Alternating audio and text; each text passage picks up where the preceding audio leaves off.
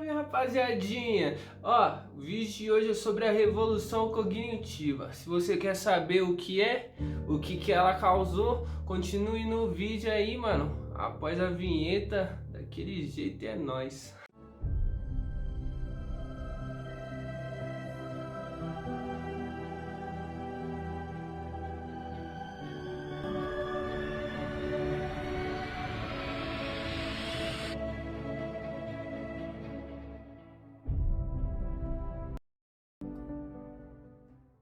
Eu sou o Felipe Maggi, esse é o canal Pensive e o tema do vídeo de hoje é a revolução cognitiva.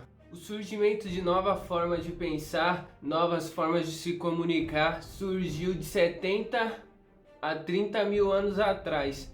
Mas o que causou a gente ainda não sabe não. Fazer o quê? A teoria mais aceita afirma que mutações genéticas acidentais mudaram as conexões internas do cérebro dos sapiens, possibilitando que pensasse de uma maneira sem precedente e se comunicasse de um jeito novo. Poderíamos chamar de mutação da árvore do conhecimento, porque teve no DNA dos sapiens, mas não teve no DNA dos neandertais. Até onde pudemos verificar, essas mudanças foi meio que acidental, mas é importante entender a mutação da árvore do conhecimento do que suas causas. As informações mais importantes de comunicação deles precisava ser sobre humanos e não sobre leões e bisões. Então nossa linguagem evoluiu como uma forma de fofoca, mano. Como assim fofoca, mano? O que você tá falando, moleque? Tá me tirando? Mas foi, pô. Eles precisavam saber quem tava do lado deles, mano. Tá ligado? Vai que tinha um amigo falso, mano. Um cara que odiava eles, queria matar eles, pá, eles não se comunicavam assim pra entender. Então a fofoca surgiu por causa disso, mano. Os caras começaram a conversar entre eles, saber mais um sobre o outro, saber sobre as relações que estavam acontecendo no bando, quem podia confiar e quem não podia. Aí é assim que surgiu a fofoca, um falando do outro, mano. Não era suficiente que ele soubesse o paradeiro dos leões e dos bisões pra caçar. É mais importante ele saber quem odeia quem tá dormindo com quem, que nem eu falei, quem é trapaceiro e quem é honesto, pra ter uma convivência melhor, mano. O grupo deles era grande, então eles precisam conviver em harmonia, mano.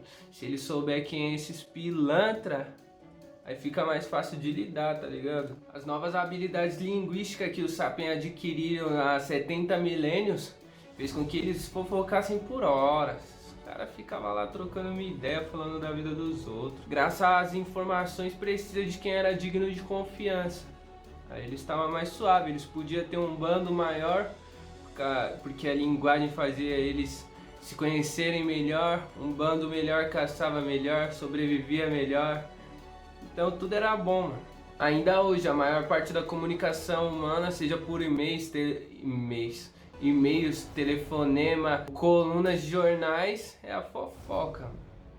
Caraca, nós é a raça dos fofoqueiros, velho. É tão natural hoje em dia que parece que a nossa linguagem tivesse evoluído por causa da fofoca mesmo, né, mano? Faz todo sentido aquela teoria. Então você tá me achando fofoqueiro? Mano, você acha que um professor de história na sua hora de almoço vai falar sobre a Primeira Guerra Mundial? Não vai falar, mano. Não vai. Ou um físico, mano. Uma conferência científica na hora do café, falando sobre partículas subatômicas. Não fala, mano. Os caras tá lá falando da vida dos outros. Mas a característica verdadeiramente única da nossa espécie não é só transmitir informações sobre o paradeiro de leões e bisões ou só a fofoca mesmo. É a capacidade de transmitir informações sobre coisas que não existem. Como assim? Vou te explicar, mano. Até onde sabemos, só os sapiens têm a capacidade de falar sobre tipos de entidades que nunca viram, nunca ouviram e nunca cheiraram.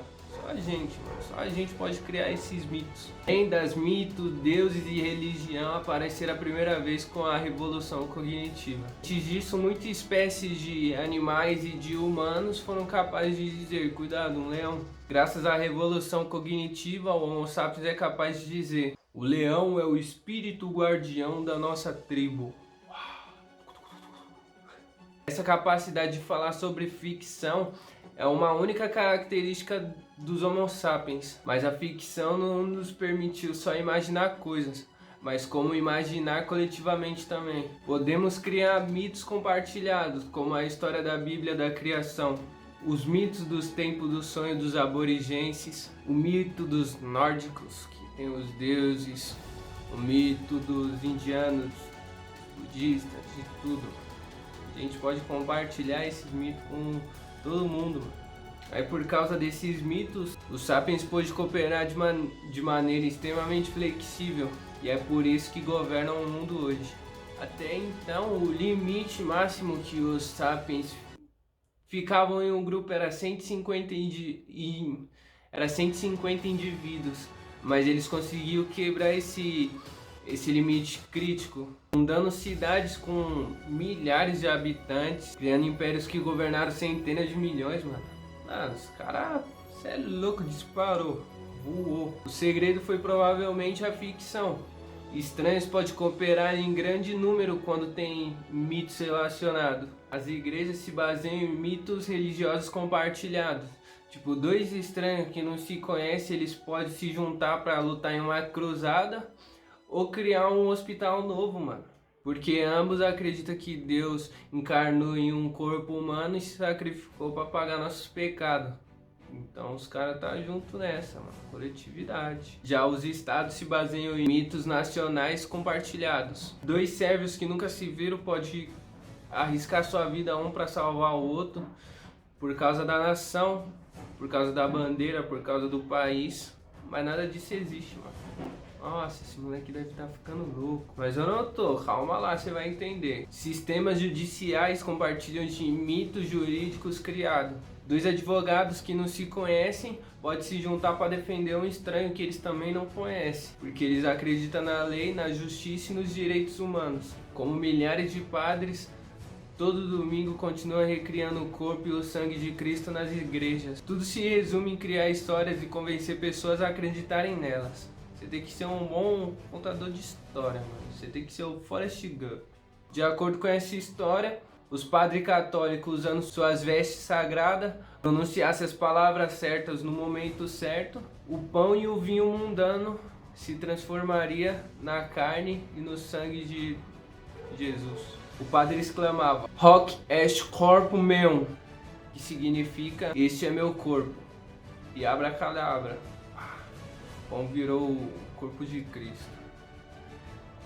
Mano, e aí milhões de religiosos acreditavam cegamente que o pão e o vinho era sagrado. Se um advogado certificado seguisse todos os procedimentos que nem o padre, escrevesse todos os discursos e os juramentos em um pedaço de papel maravilhosamente decorado e carimbasse e gravasse com sua assinatura ao pé do documento, abracadabra também, tava lá. Sua empresa foi criada. A dificuldade não está em contar a história, mas sim convencer milhares de pessoas a acreditar nela. Grande parte da história gira em torno dessa questão. Como convencer milhões de pessoas em acreditar em histórias específicas como deuses, mitos, lendas, nações, empresas. Mas quando isso funciona, dá aos sapiens poder imenso, porque possibilita milhões de estranhos acreditarem em um objetivo comum entre eles. Tenta imaginar aí como seria criar estado, criar nações, igreja, sistema jurídico, se a gente só fosse capaz de falar sobre coisa que existe, como rio, árvore e leões. E esse é o vídeo de hoje, mano. Se você não entendeu, deixa aí no comentário. Se entendeu, explica pra quem não entendeu. Deixa seu like, se inscreve no canal. É nóis. Forte abraço.